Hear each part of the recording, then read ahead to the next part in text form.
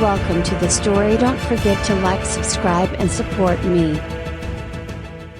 The air was electric with anticipation, the broadcast signal reaching every corner of the galaxy, from the towering skyscrapers of Earth to the distant settlements on Mars and beyond. Every screen, every holographic display was tuned in. Elias Strinton stood at the podium, his heart pounding in his chest, though his face remained calm, projecting the image of a man who believed, with every fiber of his being, in what he was saying.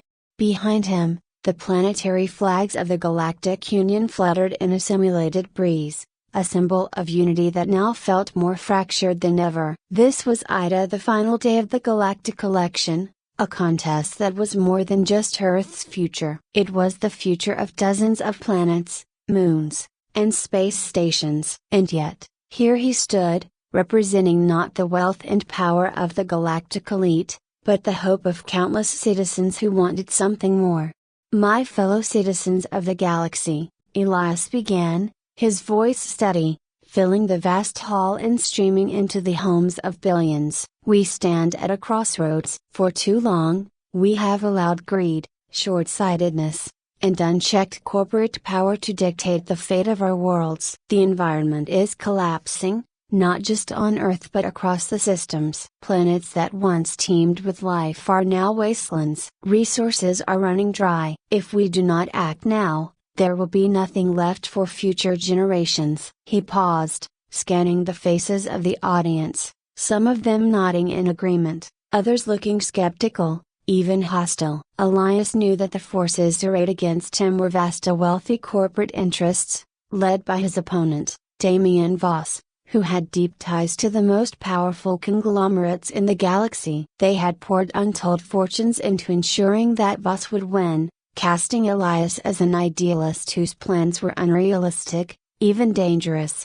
We have the technology, Elias continued, the science, the capability to restore balance. But it requires sacrifice, cooperation, and a willingness to look beyond short-term profits. It requires putting people, and planets, before greed. The words hung in the air as he concluded, but Elias could sense that, for many, it was too late. The damage had been done. Voss had painted him as a dreamer, out of touch with reality, and the polls had shown that message sinking in. As the final votes were cast, Elias could feel the inevitable creeping closer. Hours later, the results flashed across the screens. Damien Voss had won. It wasn't even close. Elias stood backstage, watching the numbers scroll past, his jaw tight. His team hovered nearby, silent, unsure of what to say. Maria Rilland, his closest advisor, approached quietly. "Elias,"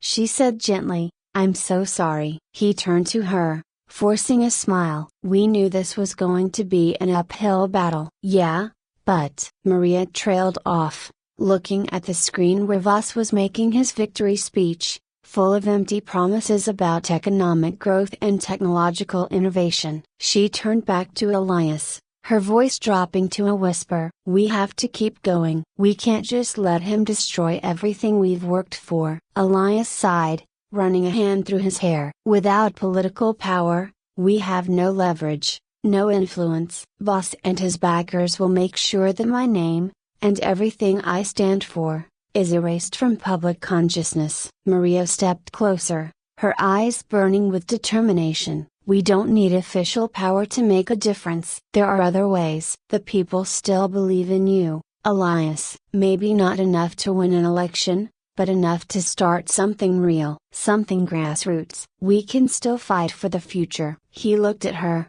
seeing the spark of hope in her eyes, and for a moment, his resolve faltered. He had given everything to this campaign, every ounce of his energy, and it still hadn't been enough. But Maria was right. If he gave up now, the galaxy's ecosystems would continue to deteriorate. They couldn't afford to wait another election cycle. Elias nodded slowly. "You're right. We can't stop now." Over the next few weeks, Elias and Maria worked tirelessly to lay the groundwork for their new movement, the Galactic Environmental Coalition, Check. It was slow going at first. Many of Elias's former supporters had already moved on, disillusioned by the loss. But Maria was relentless, reaching out to environmental groups, scientists, engineers and anyone who would listen. They started with small projects restoring patches of land on Earth that had been devastated by pollution, experimenting with cutting-edge ecological technologies that could reverse the damage done by centuries of exploitation. The corporate media largely ignored them,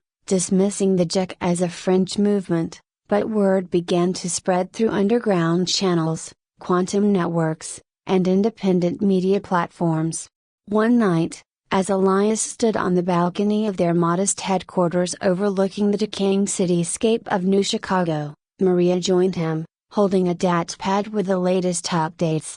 "We've got a few more volunteers coming in tomorrow," she said, scrolling through the messages. "Engineers, a couple of ex-corporate scientists who want to help." Elias nodded, but his gaze was distant, focused on the smog-filled sky above. "It's not enough, Maria, even if we make progress here. Boss's policies are accelerating the destruction everywhere else. We're playing catch-up while the corporations drain entire planets dry." Maria leaned on the railing next to him, her tone gentle but firm. "I know it feels like we're outnumbered, but we're making progress. The more we show that our technology works, the more people will rally to our side." Elias turned to her, his expression grim. "What we need is a breakthrough, something that will force the galaxy to pay attention, something that Boss and his cronies can't ignore or discredit." Maria bit her lip, thinking, there might be a way. Elias raised an eyebrow. "Go on." She hesitated,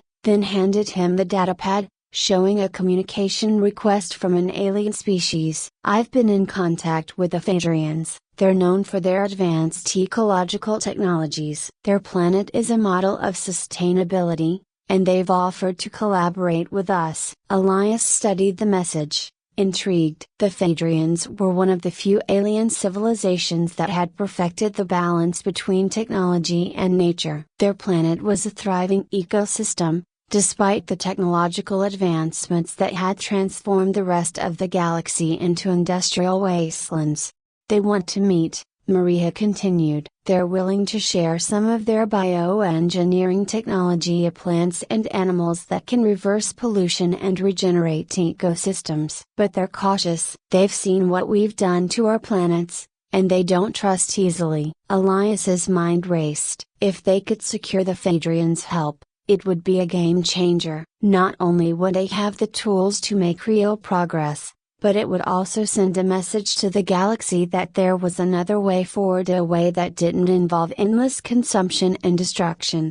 "Set up the meeting," Elias said, his voice resolute. "It's time to show the galaxy what's possible." The Phaedrians were an enigmatic race, their appearance delicate and ethereal, with skin that shimmered like sunlight on water and eyes that glowed with an inner light. Elias and Maria met them on a neutral space station, far from the prying eyes of the corporate media. The Phaedrian representative, Galthr, spoke in a soft, musical voice, but there was still beneath his words. "We have watched your species for centuries, Elias Trenton. Your people are ambitious, but reckless. You build without thought for the consequences, and now your worlds are dying." Elias nodded, acknowledging the truth of Galthr's words. "That's why we're here. We can't undo the damage overnight, but with your help, we can start to heal." Galthr studied him for a long moment before speaking. "We are willing to assist you. But understand this,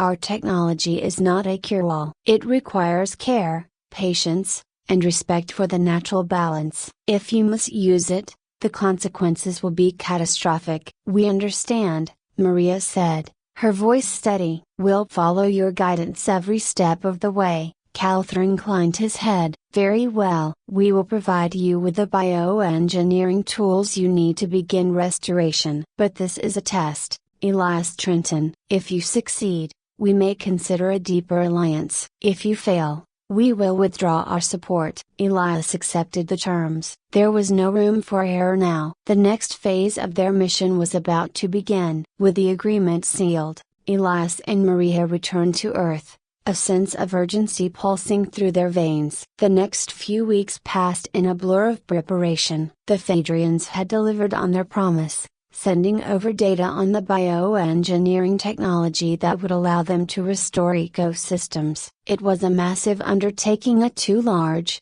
some thought it, but Elias knew they had to start somewhere. Time was slipping away, and the galaxy's planets couldn't afford any more delays. The first site selected for the restoration project was a desolate moon orbiting one of the outer planets of the Sol system. It had once been a thriving colony, but decades of mining had turned it into a barren wasteland. Elias stood on the surface, staring at the cracked, lifeless ground. Around him, teams of scientists, engineers, and volunteers buzzed with activity, setting up the equipment and preparing to release the genetically engineered flora that the Phaedrians had provided.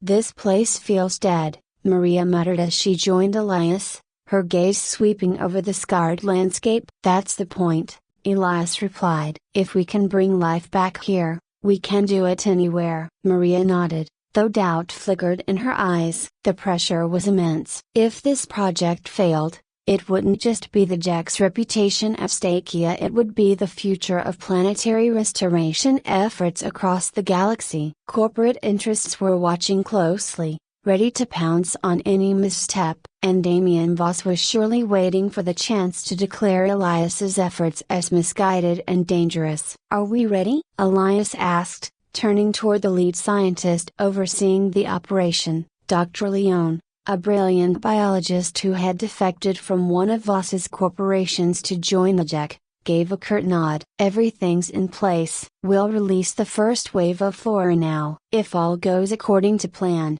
we should see the first signs of growth within a few days." Elias took a deep breath, the weight of the moment settling on his shoulders. "Let's do it." Leone gave the signal, and the team activated the bioengineering technology. Tiny drones flew out over the landscape, dispersing the genetically modified seeds into the ground. The Phaedrians had designed these plants to thrive in even the harshest conditions, capable of breaking down toxins and regenerating the soil. As the drones worked, Elias and Maria watched in tense silence. Days passed, and the moon remained quiet, its surface still barren and lifeless. Doubts began to creep in among the team. What if the Phaedrians' technology wasn't enough? What if they had underestimated the extent of the damage? But Elias refused to give in to despair. He knew they had to be patient. The changes they were trying to make were monumental, and they wouldn't happen overnight. Then,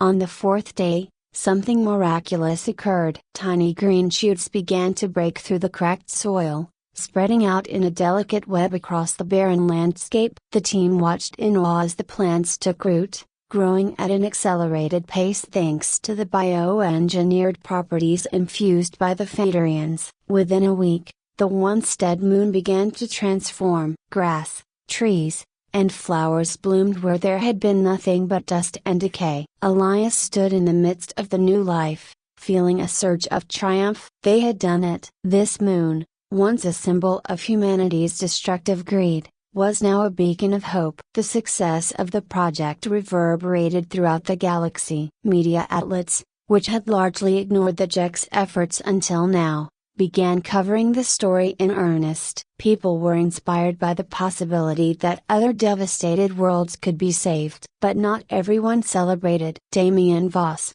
predictably, launched an immediate counterattack. His corporate allies began funding studies that questioned the long-term safety of the Phaedrians' bioengineering technology. Voss himself appeared on every major news network, warning that Elias's experiments were reckless and could lead to unforeseen consequences, not just for the ecosystems they were trying to restore, but for the people living on these planets.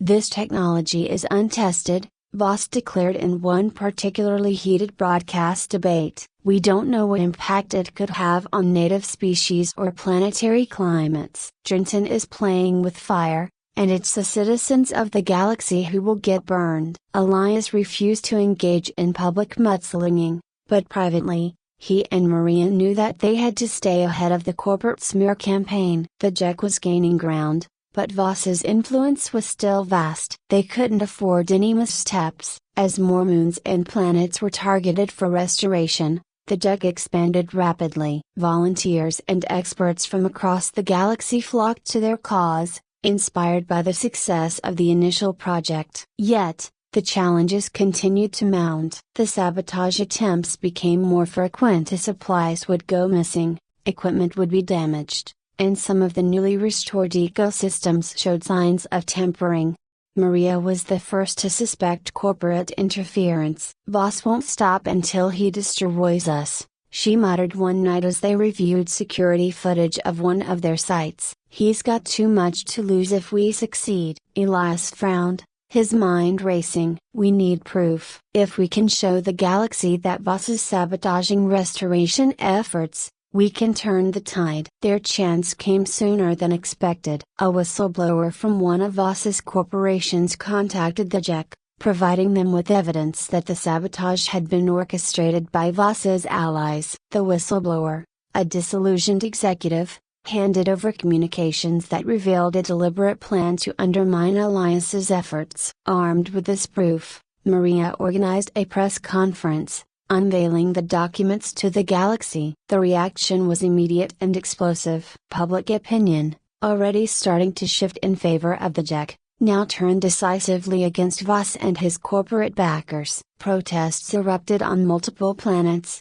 demanding accountability and action. Voss's once unshakable empire began to crumble under the weight of scandal. Despite the victory, Elias knew their work was far from over. The restoration of the galaxy's ecosystems would take decades, maybe even centuries. But for the first time, it felt possible. The JEC's message of hope and cooperation was resonating, and more planets were signing on to the environmental restoration program.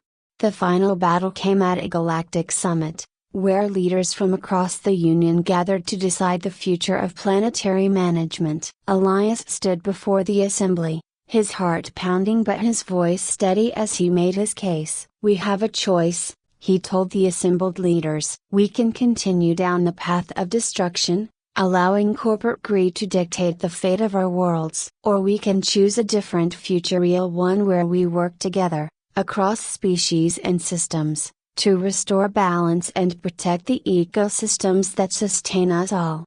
Voss, his once commanding presence diminished by the scandals, tried to push back. He argued that the JEC's plans were too radical, too expensive, and would cripple the galaxy's economy. But Elias knew the truth was on his side. Maria, ever resourceful, had secured even more damning evidence at this time, showing that Voss's corporations had been deliberately accelerating planetary degradation to drive up profits. When the documents were revealed, the room erupted in outrage. The summit's vote was swift and decisive. Elias's environmental plan was adopted, marking the beginning of a new era for the Galactic Union. It was a bittersweet victory for Elias. He still held no official power, but his movement had succeeded in changing the course of galactic policy. For the first time in years, he felt hopeful about the future. In the weeks following the summit, the JEC continued to grow,